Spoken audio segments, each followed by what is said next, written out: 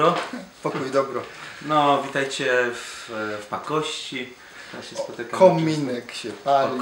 Kominek się pali. Dzisiaj, słuchajcie, chcielibyśmy powiedzieć na temat, który podejmowaliśmy już kilka ładnych lat temu, no i tak postanowiliśmy wreszcie do tego tematu wrócić. Temat aktualny, jak nigdy chyba. Tak, ponownie. Dzisiejszy temat zdecydowanie.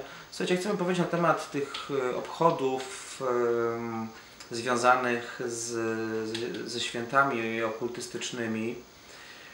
Chodzi oczywiście o Halloween, to już czujecie dobrze. Z całą mocą trzeba pamiętać, że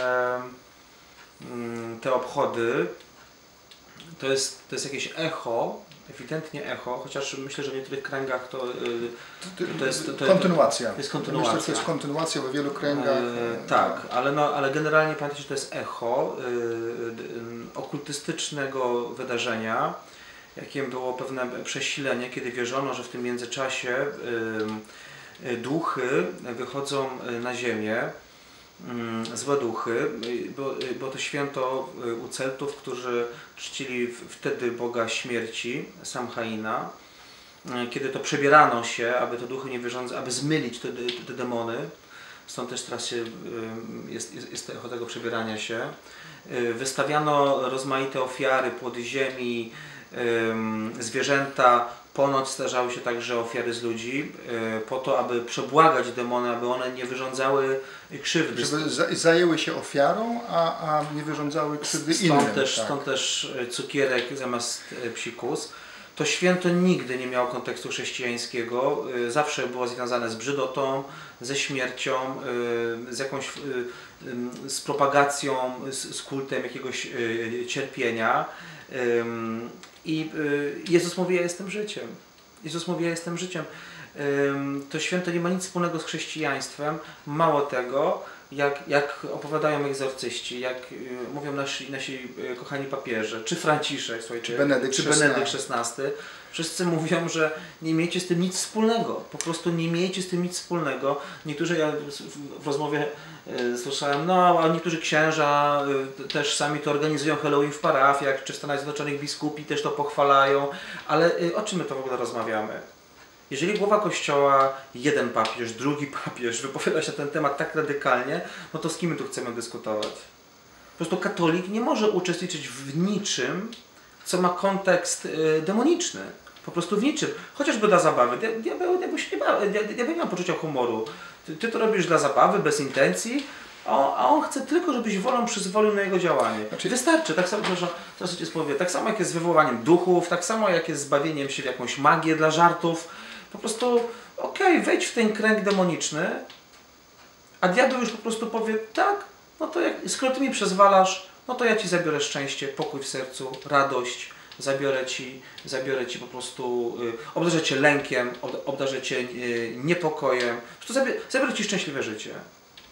Ja chciałbym zwrócić uwagę tutaj jeszcze na jeden bardzo ważny aspekt, a mianowicie niektórzy mówią, a to taka dobra zabawa, pobawimy się z dziećmi, niektórzy mówią, a to jest fajna okazja, żeby zabawić się z dziećmi, poprzebierać się. Ja mówię, ale przepraszam, co, zabawa z dziećmi w co? W demony? To rodzice nie mają żadnej innej okazji, żeby się zabawić z dziećmi, żeby im czas poświęcić, to czekają na ten Halloween, żeby wspólnie z dziećmi spędzić mile czas. Niektórzy tam się przebierają za jakieś po prostu, powiedzmy, niekoniecznie to jest demoniczne też te wszystkie te stroje, natomiast pamiętajmy, że te stroje nawiązują wprost do pewnych świąt okultystycznych, no i w jakimś kontekście, prawda, ja zaczynam wprowadzać w swoje życie pewne praktyki, które były typowo pogańskie i tu nie ma co mówić, że chrześcijaństwo jakieś ochrzciło jakieś tam święta, bo tego nigdy nie ochrzciło, zawsze tego się świństwa trzymało z daleka i po prostu twoje życie duchowe i twoje szczęście jest zbyt ważne, żebyśmy mogli teraz tutaj dmuchać tą samą trąbę co niektórzy i mówić, nie, spoko, to tylko zabawa. Z drugiej strony zobaczcie, jaka jest tutaj pewna pedagogika do czego są wychowywane dzieci w czasie tej zabawy. Oto podchodzi dziecko do drugiego człowieka, do dorosłego człowieka i mówi, daj mi to, co chcę, daj mi cukierka, albo ci zrobię psikusa.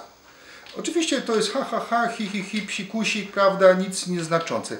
Pamiętajcie, że my mamy pewne zachowania, postawy, prawda, pewne nastawienia, uczucia, emocje i pewne motywacje. Dziecko tutaj nie ma żadnych motywacji negatywnych jeszcze. ale wytwarza w tym dziecku się pewna postawa, pewne nastawienie. Jakie nastawienie? Jeżeli to zadziałało w Halloween, to znaczy poszedłem do drugiego człowieka i mówię mu, daj mi to, co chcę, albo ci wyrządzę jakiegoś psikusa, dziecko zaczyna myśleć tak, to działa. To działa. Powiedziałem i zadziałało. I zaczyna w tym dziecku powstawać pewne nastawienie, pewna postawa i co zrobić, żeby osiągnąć swój cel.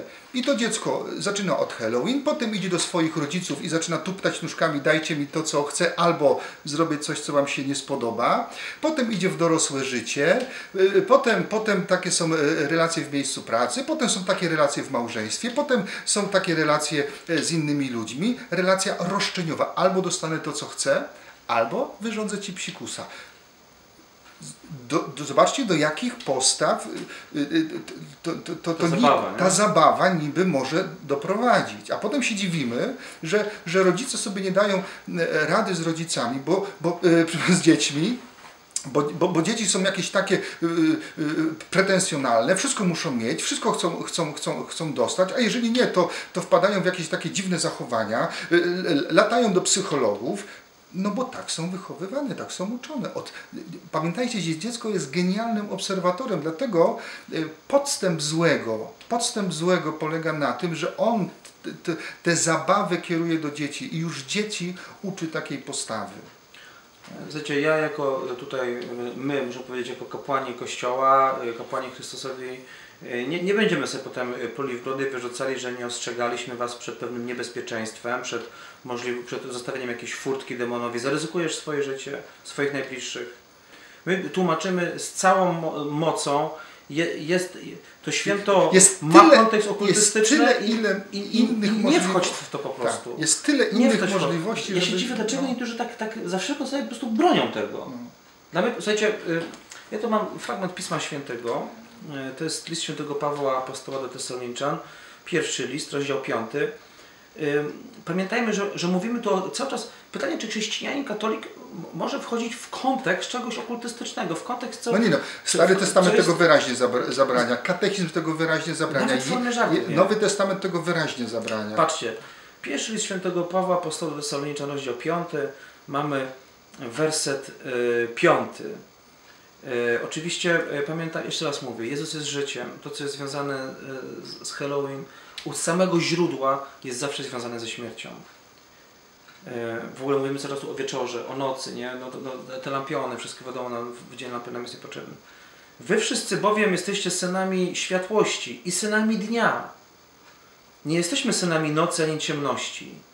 Nie śpijmy przeto jak inni, ale czuwajmy i bądźmy trzeźwi. Ci, którzy śpią, w nocy śpią, a którzy się upijają, w nocy są pijani.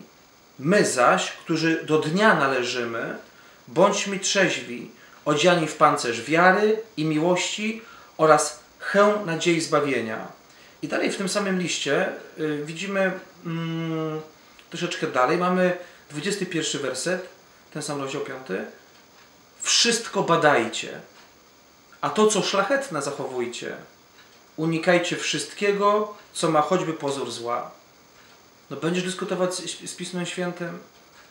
Wszystko badajcie, sprawdzajcie, od czego to pochodzi, jakie to przynosi owoce, jakie to ma konteksty, a nie, że teraz nagle się okaże. Unikajcie wszystko, co ma pozór zła. Poza tym, moi drodzy, pamiętajcie, że rodzice, bo to do rodziców teraz adresuję, pamiętajcie, że kiedy zawieraliście sakramentalny związek małżeński, to zobowiązaliście się przyjąć i po katolicku wychować potomstwo, którym was Bóg obdarzy.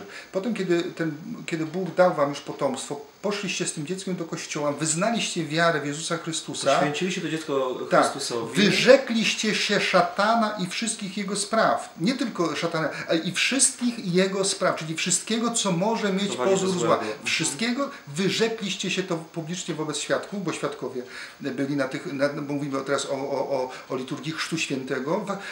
Kapłan odmówił nad dzieckiem egzorcyzm, w którym uwalnia to dziecko od wszelkiego wpływu złego od wszelkiego działania, wszelkiego wpływu złego i teraz nagle okazuje się, że czasami dobrowolnie się na to ponownie zgadzamy. Na to, żeby moje dziecko miało jakiś kontakt z czymś, co jest złe. Zobaczcie, że są w każdym domu są pewne środki chemiczne, które chronimy przed dziećmi. Prawda? Jest nawet, producenci mówią, trzymać z daleka od dzieci. Dlaczego? Czy samo opakowanie może zaszkodzić? Czy sam kartonik, w którym jest proszek, może zaszkodzić? Nie. Szkodzi to, co jest w środku. I właśnie o to chodzi też złemu, gdy chodzi o te wszystkie pozory. Wydaje się, że to może nie zaszkodzić, bo to ma pozór dobra, ale zobacz, co jest w środku. To, o czym mówił ojciec Leonard. Zobacz, co jest źródłem tego. Zobacz, jak zatrute jest źródło tego pogańskiego kultu, który związany jest z Halloween. Zobacz źródło.